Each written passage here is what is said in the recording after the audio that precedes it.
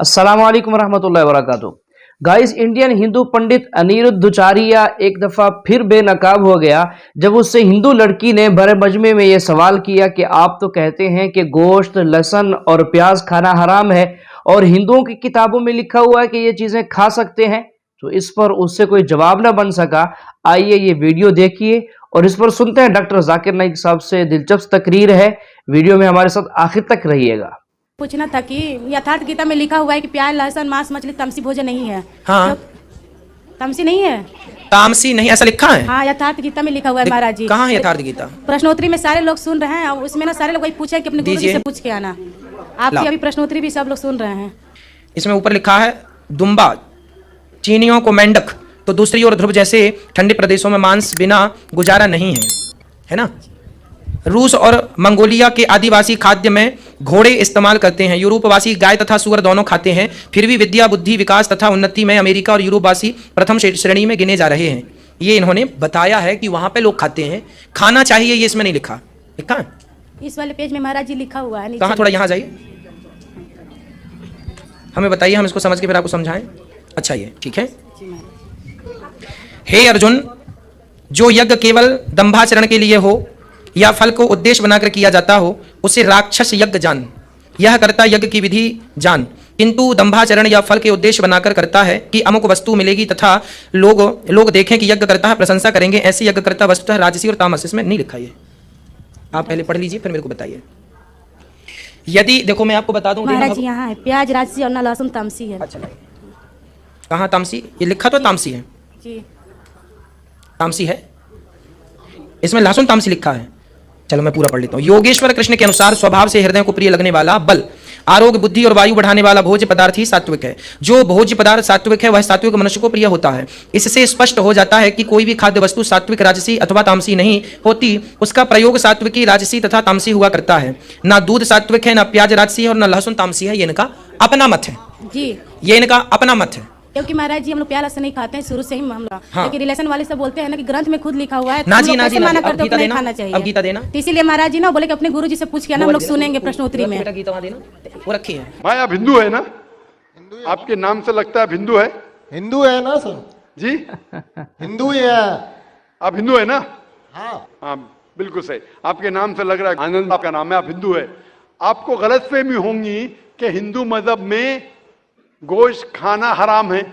आप जब हिंदू मजहबी किताब पढ़ते हैं, आपकी मजहबी किताब में लिखा है कि गोश्त भी खा सकते हैं, मांस भी खा सकते हैं और बीफ भी खा सकते हैं, गाय का गोश्त भी खा सकते हैं। आप जब पढ़ेंगे मनुस्मृति चैप्टर नंबर 5 अध्याय नंबर 5 श्लोका नंबर 30 में लिखा है कि अगर खाने वाले जानवर, अगर खाने वाले मखलूक उस चीज को खाती है जो खाने वाले जानवर है, तो आप कोई गुनाह नहीं कर रहे, क्योंकि ईश्वर ने कुछ मखलूक को बनाया है खाने के लिए और कुछ मखलूक को खा जाने के लिए। Some to eat and some to be eaten. तो अगर आप खाने वाले जानवर खाते हैं तो गुनाह नहीं कर रहे। लिखा है मनुस्मृति में अध्याय नंबर 5 श्लोका नंबर 31 में कि अगर आप पूजा के लिए जानवर को कत्ल करते हैं तो कोई गुनाह नहीं करते। लिखा है मनुस्मृति में अध्याय नंबर 5 श्लोकान नंबर 39 और 40 में कि ईश्वर ने कुछ जानवर को बनाया है पूजा के लिए, सैक्रिफाइस के लिए।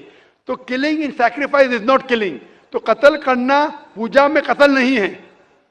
तो मनुस्मृति के मुताबिक आप गोश्त खा सकते हैं।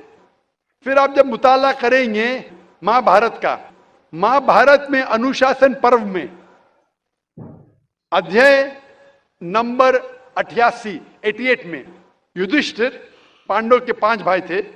आपने युधिष्ठिर का नाम तो सुना होगा। युधिष्ठिर जो पांडव के 5 भाई थे, युधिष्ठिर पांडव में सबसे बड़ा भाई था। वो पूछता है भीष्म से कि हम यज्ञ में, पूजा में क्या खाना दें ताकि हमारे परदादा खुश होंगे। तो भीष्म कहता है अगर हम यज्ञ में, पूजा में चावल, बार्ली, सेब, भाजीपाला देंगे तो हमारे परदादा 1 महीने के लिए संतुष्ट रहेंगे। अगर हम मछली देंगे तो 2 महीने के लिए, अगर गोश्त देंगे 3 महीने के लिए, अगर खरगोश देंगे तो 4 महीने के लिए, अगर बकरी देंगे तो 5 महीने के लिए, अगर सुअर देंगे तो 6 महीने के लिए, अगर परिंदा देंगे तो 7 महीने के लिए, अगर हिरन देंगे तो 8 महीने के लिए, अगर बैल देंगे तो 11 महीने के लिए, अगर गाय देंगे तो पूरे 1 साल के लिए हमारे परदादा संतुष्ट रहेंगे। 1 साल। क्या दूध की बात अगर कर रहे हैं सर? आप बफेलो देंगे, बफेलो तो 12 साल के लिए, अगर राइनोसरस फलसफा देंगे है इनका। या रेड मीट, लाल गोश्त, तो हमारे परदादा हमेशा के लिए संतुष्ट रहेंगे। पूरा मेन्यू है महाभारत में, हिंदू किताब में पूरा मेन्यू है। क्या चाहते हैं? भाजी पाला, मछली, गोश्त, खरगोश, हिरन, बीफ, बड़े का छोटे का सब है। आप अगर वेद पढ़ेंगे, वेद में भी लिखा है कि संत और साधु गोश्त खाते थे, गाय का गोश्त भी खाते थे। फिर आप क्यों कहते हैं कि गोश्त खाना हराम है? क्योंकि बहुत से हिंदू लोग बाकी मज़ाहिब से प्रसन्न हुए। मजहब से प्रसन्न होने के बाद कुछ मजहब मानते अहिंसा में, और वो समझते हैं कि जानवर को कत्ल करना गुनाह है। क्यों? क्योंकि जानवर में जान है, बाजी पाला में जान नहीं है, पेड़ पौधों में जान नहीं, इसलिए बाजी पाला खाना गलत नहीं है, लेकिन जानवर खाना गलत है। आज साइंस तरक्की कर चुका है और हम जानते हैं कि पेड़ पौधों में भी जान है, तो उनकी लॉजिक जरा बदल गई। हाँ हाँ जाकिर भाई, हम जानते हैं पेड़ पौधों में जान है, लेकिन पेड़ पौधे उनको दर्द का एहसास नहीं है, उन्हें दर्द नहीं होता। पेड़ पौधों को दर्द नहीं होता है और जानवर को दर्द होता है, इसीलिए जानवर खाना बड़ा गुनाह है, पेड़ पौधे खाना कम गुनाह है। आज साइंस फिर से तरक्की कर चुका है। तरक्की करने के बाद आज साइंस ये कहती है कि पेड़ पौधों को भी दर्द होता है, लेकिन उनकी दर्द की आवाज आपको सुनाई नहीं देती। हम इंसान सिर्फ 20 साइकिल्स और 20,000 साइकिल्स के दरमियान फ्रीक्वेंसी में सुन सकते, इसके नीचे इसके ऊपर नहीं सुन सकते। वो चीखते हैं लेकिन हमें उनकी आवाज सुनाई नहीं देती। तो एक शख्स ने मुझसे सबसे ज्यादा बहस किया और कहा कि जाकिर भाई, मैं मानता हूं कि पेड़ पौधों में जान है, पेड़ पौधे को दर्द होता है, लेकिन पेड़ पौधों में सिर्फ 2 या 3 सेंसेस है, जानवरों में 5 सेंसेस है, इसलिए जानवर का कत्ल करना बड़ा गुनाह है। तो मैंने उससे पूछा कि अगर आपका भाई पैदा होता है 2 सेंसेस कम के साथ, वो सुन नहीं सकता है और बात भी नहीं कर सकता है, गूंगा है और बहरा है, जब वो बड़ा होता है और अगर कोई इंसान उसका कत्ल करता है, तो क्या आप जाके कहेंगे जज से, मिलॉर्ड कातिल को कम सजा दो क्योंकि मेरा भाई गूंगा था, बहरा था, वो सुन नहीं सकता था, बात नहीं कर सकता था? आप तो कहेंगे कातिल को डबल पनिशमेंट दो, मेरा भाई तो मासूम था, ना सुन सकता था ना बात कर सकता था। इस्लाम में 2 सेंसेस लेस और 2 सेंसेस वो नहीं। इस्लाम में अल्लाह ताला फरमाते सूरह बकरा में सूरह नंबर 2 आयत नंबर 168 में 168 में, eat of the good things which Allah has provided you, जो अच्छी चीज आपको आपके अल्लाह ने दी है उसको आप खा सकते हैं। तो आप अगर मुताला करेंगे मजहबी किताबों का और साइंस का, गोश्त खाना कोई गलत नहीं है, और मुझे खुसूसन कोई गिला शिकवा नहीं अगर गैर मुस्लिम, अगर हिंदू गोश्त नहीं खाते, मुझे कोई गिला शिकवा नहीं, क्योंकि अगर सब हिंदुस्तानी गोश्त खाने लगेंगे तो हिंदुस्तान में गोश्त का भाव बढ़ जाएगा। आज महंगाई का जमाना है, पेट्रोल का भाव बढ़ रहा है, सब हिंदुस्तानी गोश्त खाने लगेंगे तो गोश्त का भाव भी बढ़ जाएगा।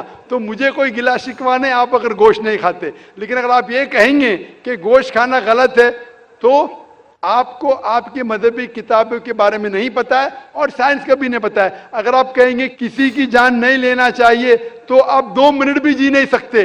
हम जो सांस ले रहे हैं ये जर्म्स है, जर्म्स में भी जान है, आप सांस लेने से उनका कत्ल कर रहे तो आप जी नहीं सकेंगे। इस्लाम में यह है कि जो चीज की इजाजत है वो आप खा सकते, जो हराम है उसको नहीं खाना चाहिए। Hope the answer the question. भाई साहब आनंद जी, कि एक मुसलमान अच्छा मुसलमान रह सकता है 100% शाकाहारी होने के बाद भी। A Muslim can be a good Muslim even by being a pure vegetarian. शुद्ध शाकाहारी होने के बाद भी एक मुसलमान 100% अच्छा मुसलमान रह सकता है। लेकिन क्योंकि अल्लाह सुब्हाना व तआला हमारा रब, हमारा खालिक, कुरान मजीद में अल्लाह ताला फरमाते हैं, सूरह माइदा में सूरा नंबर 5 आयत नंबर 1 में अल्लाह ताला फरमाते कि आप उन 4 पायों जानवरों का गोश्त खा सकते हैं जिनकी हमने इजाजत दी है। अल्लाह ताला फरमाते हैं सूरह नहल में सूरा नंबर 16 आयत नंबर 5 में कि आप कैटल का गोश्त खा सकते हैं। कुरान में जिक्र आता है सूरह मोमिनून में सूरा नंबर 23 आयत नंबर 21 में कि आप कैटल में से आपको मिलता है दूध, उनमें से मिलती है आपको गर्मी और आप इनका गोश्त खा सकते हैं। तो जब अल्लाह सुब्हाना व तआला हमारा खालिक, हमारा मालिक कहता है कि आप गोश्त खा सकते, तो क्यों हमें नहीं खाना चाहिए? मैं आपको कोशिश करूंगा बताने के लिए कि आज की साइंस ये कहती है कि हमारे जिस्म में हमको प्रोटीन की जरूरत है, कम से कम 23 एमिनो एसिड की जरूरत है। यही 23 में से 8 एमिनो एसिड हमारे जिस्म में नहीं बनते। उसके लिए फर्ज है कि ये हमारे खाने में हमें ये एमिनो एसिड मिलना चाहिए। कोई भी शाकाहारी, कोई भी भाजी पाला नहीं है जिसमें आटों के आटो एमिनो एसिड मौजूद है। फ्लैश में, गोश्त में आटो एमिनो एसिड मौजूद है। इसे साइंस कहती है कंप्लीट प्रोटीन, कंप्लीट फूड। आज साइंस ये कहती है कि फ्लैश फूड में, गोश्त में प्रोटीन है, नियासिन है, विटामिन B1 है, इससे सेहत अच्छी बनती है। और आज आप देखेंगे जो जानवर जो शाकाहारी होते हैं, जो सिर्फ भाजी पाला खाते हैं, भेड़, बकरी, गाय, आप देखेंगे इन जानवरों के दांत इनके चपटे हैं, उनके पास हर्बीवोरस सेट ऑफ टीथ है।